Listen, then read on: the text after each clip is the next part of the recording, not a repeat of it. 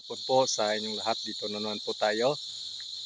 So dagdag alaman na naman po tayo sa pag-alaga ng ampalaya. Pakita ko po sa 10 days old na ating ampalaya. So abangan nyo po na ito po ay isang pamaraan po namin na kung saan ay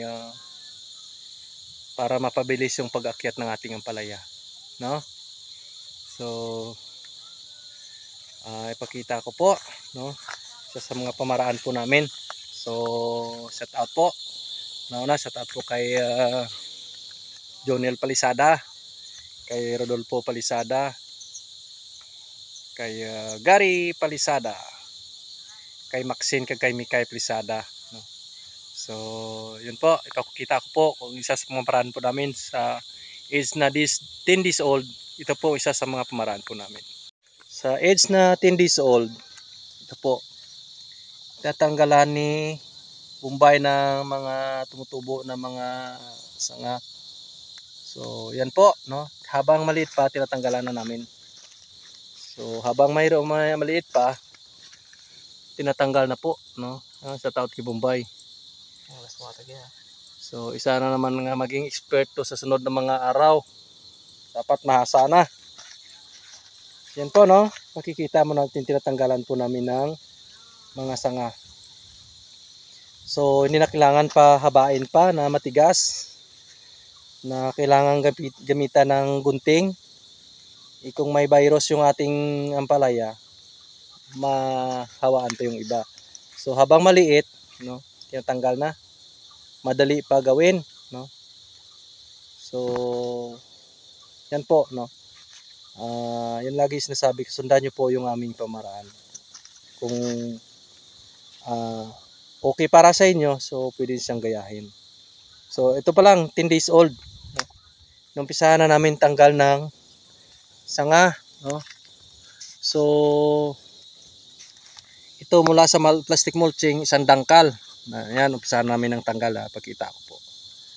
So ang tatanggalin po namin na sanga hanggang pangalawang dangkal dito sa nylon to.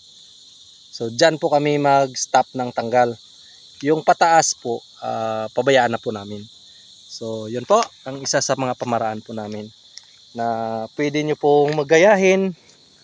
Kung para sa inyo ay okay po yun, Ito, nakita nyo na isa sa mga pamaraan po ni Pisong Farmer na pwede nyo po i-apply, lalo na sa mga baguhan. So sa mga expert, di na kailangan, magagaling na yun sila.